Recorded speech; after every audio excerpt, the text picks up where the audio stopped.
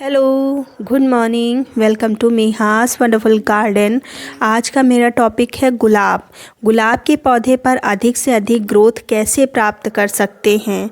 तो आज के वीडियो में 3 महत्वपूर्ण मैं टिप्स दूंगी और साथ ही साथ 2 तरह के फर्टिलाइज़र जिनके बारे में अगर आपने अच्छे से समझ लिया तो आपका गुलाब का पौधा अधिक से अधिक ब्रांच से भर जाएगा और साथ ही साथ आपके प्लांट पर बहुत दिनों से जो 2-3 ब्रांचेस ही थीं उसमें नई नई ब्रांचेस निकलेंगी। साथ ही साथ ये जो 3 टिप्स मैं आपको बता रही हूँ इनके बारे में आपको जानना भी बहुत ही आवश्यक है। और अगर आपने इनको अच्छे से जान लिया, अपने प्लांट पर अप्लाई भी कर लिया तो आपको अनगिनत ब्रांचेस मिलेंगी और इन ब्रांचेस में ढेर सारे फूल भी मिलेंगे। तो ये कौन से सीक्रेट टिप्स हैं, कौन से फर्टिलाइज़र हैं, तो चलिए मैं आपको बताती हूँ। तो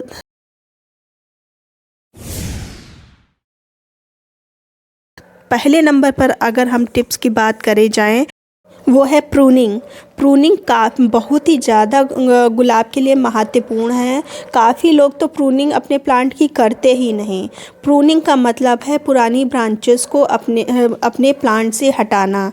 ये प्रूनिंग 2 तरह की होती है, एक तो सॉफ्ट प्रूनिंग होती है और दूसरी हार्ड प्रूनिंग होती है। सॉफ्ट प्रूनिंग में जैसे कि मैं कर रही हूँ, ऊपर के जितने भी फ्लावर फेड हुए हैं इन सबको हटाना, ये सॉफ्ट प्रूनिंग हुई। तो जहाँ से आप कट करेंगे वहीं से ब्रांचेस निकलेंगी और उस पे फ्लावर आएंगे। तो जो गुलाब के जो फ्लावर हैं वो नई ब्रांचेस पे आते हैं। तो अपने प्लांट की प्रूनिंग हमेशा करते रहें, काट छाँट। ये सॉफ्ट प्रूनिंग आप साल के किसी भी महीने में कर सकते हैं। इससे कोई भी प्रॉब्लम गुलाब को नहीं होती है, बल्कि ग्रोथ ही अच्छी होती है। फिर जो दूसरी टाइप की प्रूनिंग की बात करी जाए तो वो है हार्ड प्रूनिंग। हार्ड प्रूनिंग का मतलब है बिल्कुल नीचे से कट करना, जैसे कि ये मैंने किए हैं। जैसे कि इस वाले प्लांट में देखिए, ये मैंने हार्ड प्रूनिंग करी हुई है और देखिए ग्रोथ कितनी अच्छी हुई है। ये देखिए कितनी, ये मैंने नीचे से बिल्कुल हटाया है ब्रांच और कितनी सारी नई नई ब्रांचेस निकली हुई हैं। ये सभी, इस पर जो फ्लावर होंगे वो काफ़ी बड़े होंगे। ये देखिए, ये ऊपर से मैंने कट किया, ये देख रहे होंगे। और 1 2 3 और ये 4 ब्रांचेस जो हैं वो काफ़ी स्ट्रॉन्ग हैं। इन पर जो फ्लावरिंग होगी वो काफ़ी बड़ी फ्लावरिंग होगी और ड्यूरेबल होगी, मतलब जो फ्लावर निकलेगा काफ़ी दिन तक खिला रहेगा। और देखिए, तो ये हार्ड प्रूनिंग आप साल के 2 महीने होते हैं, जैसे कि इधर फरवरी और मार्च में, और दूसरा जो उधर अक्टूबर और नवंबर में आप ये हार्ड प्रूनिंग बहुत ही अच्छे से कर सकते हैं। और इसी के साथ साथ, हार्ड प्रूनिंग के साथ साथ आप इसकी रूट प्रूनिंग भी कर सकते हैं। अगर आपकी रूट पॉट में बाउंड हो गई है तो उसको भी कट करके नए मिट्टी के साथ में आप इसी मौसम में लगा सकते हैं। अगर आपके प्लांट में ग्रोथ नहीं हो रही है तो ये आपके पास बहुत ही अच्छा चांस है। फरवरी चल रही है, इस मौसम में आप अपने प्लांट की रूट कट कर दें, नई मिट्टी के साथ में लगा दें और कुछ दिनों के बाद जब नई नई ग्रोथ आपको दिखने लगे, हार्ड प्रूनिंग करते समय ग्राफ्टिंग पोर्शन को ज़रूर नोटिस कर लें। ऐसा ना हो जंगली ही ब्रांच आपके हाथ लगे, इसलिए ग्राफ्टिंग पोर्शन ध्यान में रखते हुए ही हार्ड प्रूनिंग करें। फिर इसके बाद जो बहुत ही ज़्यादा इम्पॉर्टेंट चीज़ है वो है नमी। प्लांट में नमी बनाए रखें, मिट्टी में नमी बनाए रखें। मिट्टी में चाहे वो सर्दी हो चाहे वो गर्मी हो, मिट्टी में पानी हिसाब से डालें। अगर सर्दी है तो बिल्कुल कीचड़ युक्त मिट्टी ना करें। अगर मिट्टी कीचड़ युक्त होगी तो जो नई ग्रोथ है वो जलने लगेगी। साथ ही साथ अगर गर्मी में मिट्टी ड्राई है रहेगी तो ये जो कोमल सी ग्रोथ है ये सूख जाएगी, अच्छे से ग्रोथ नहीं करेगी। तो इसलिए मिट्टी में पानी संभाल के डालिए और मिट्टी जैसे अभी मेरी देख रहे हैं, मैंने हाथ लगाया है, मेरे हाथ में किसी भी तरह का पानी नहीं लगा है। तो ऐसे ही आपको मिट्टी रखनी है। तो इसलिए नमी का विशेष ध्यान रखें, और ख़ासकर जब हार्ड प्रूनिंग करी है तब तो। और साथ ही साथ जो ब्रांचेस आपने कट करी है तो उस पे भी अगर गर्मियां हैं तो आप उस पे भी ये ऐसे सादे पानी का स्प्रे कर सकते हैं। जो ब्रांचेस में जितनी नमी होगी उतनी ही जल्दी ये नई नई ब्रांचेस निकालेगा। इससे ये थोड़ी सी सॉफ्ट रहें और जल्दी से फुटाव निकालें। तो अब इसके बाद जो मेन इम्पॉर्टेंट चीज़ है वो है इनको सनलाइट में रखना। नवंबर से लेके इनको मार्च तक इनको फुल सनलाइट में रखना है। अगर इनको इनफ सनलाइट नहीं मिलेगी तो आप चाहे जितनी प्रूनिंग कर लेंगे, चाहे जितनी हार्ड प्रूनिंग कर लेंगे, चाहे जितना अच्छा फर्टिलाइज़र डाल देंगे, ये इनमें ग्रोथ नहीं होगी। तो इसलिए इनको फुल सनलाइट में रखिए। फिर मार्च के बाद में आप शेड में इनको रख सकते हैं। अब इसके बाद आती है फर्टिलाइज़र के बारे में। प्रूनिंग के बाद फर्टिलाइज़र बहुत ही ज़्यादा ज़रूरी होती है गुलाब के पौधे को।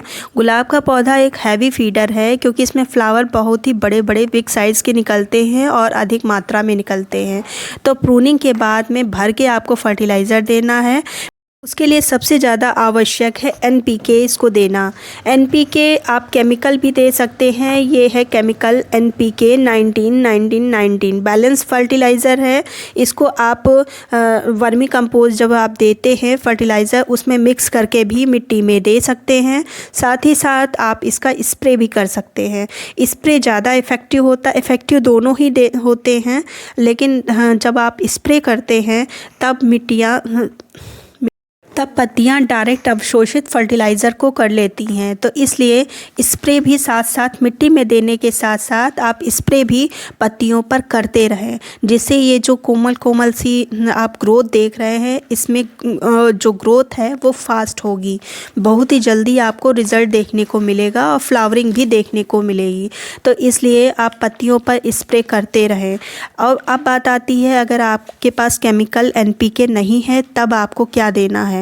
तो अब आपकी किचन में बहुत सारी ऐसी चीज़ें हैं जिनका इस्तेमाल आप NPK के रूप में कर सकते हैं, जैसे कि चाय की पत्ती और साथ ही साथ जो कॉफ़ी पाउडर होता है ये भी बैलेंस फर्टिलाइज़र है, NPK की ही तरह काम करता है। इसमें भी नाइट्रोजन, पोटेशियम और फास्फोरस अच्छी मात्रा में पाई जाती है।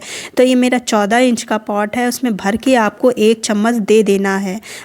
ये चीज़ आपको हर 15 दिन पर दोहराना है और बहुत ही अच्छा रिज़ल्ट मिलेगा। अगर आपके पास कॉफ़ी पाउडर नहीं है तो आप चाय पत्ती भी डाल सकते हैं, लेकिन चाय पत्ती अगर आपकी फ़्रेश है तो 1 चम्मच से कम रखिएगा 14 इंच के पॉट में। अगर आपकी यूज्ड चाय पत्ती है तो अच्छे से धुली होनी चाहिए और वो आप 14 इंच के पॉट में लगभग 2 चम्मच भर के आप डाल सकते हैं। दोनों ही बहुत ही अच्छा, चाहे कॉफ़ी पाउडर आप डालें चाहे चाय पत्ती डालें, बहुत ही अच्छा रिज़ल्ट देते हैं। कुछ ही दिन में आपको इसका रिज़ल्ट भी दिखने लगेगा। इसी के साथ साथ आप एक चीज़ और ऐड करिए अपने गुलाब में, वो है बोन मील।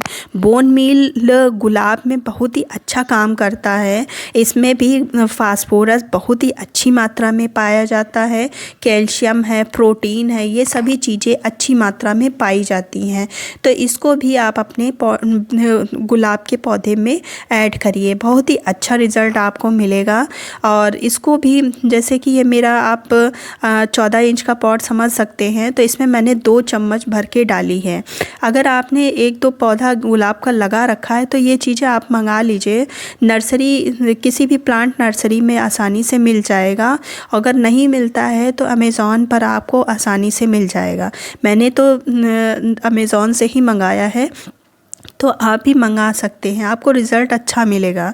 फिर इसके बाद आपको अगर मिट्टी गीली है तो पानी बिल्कुल भी नहीं देना। जैसे मैंने अभी थोड़ी देर पहले ही पानी दिया था तो मैं पानी नहीं दे रही हूँ। ऐसे ही आप अपने प्लांट की केयर करिए, बहुत ही अच्छा रिज़ल्ट मिलेगा। अगर वीडियो पसंद आया हो तो लाइक कर लीजिए, सब्सक्राइब कर लीजिए। ऐसे ही जानकारी मैं अपने वीडियो में देती रहती हूँ। मुझे जो एक्सपीरियंस मिलता है अपने प्लांट से वही मैं आपके साथ शेयर करती हूँ। अगर मेरे एक्सपीरियंस आपको पसंद आ रहे हों तो लाइक कर लीजिए, सब्सक्राइब कर लीजिए। मिलते हैं फिर किसी वीडियो में नई जानकारी के साथ। तब तक की गुड बाय।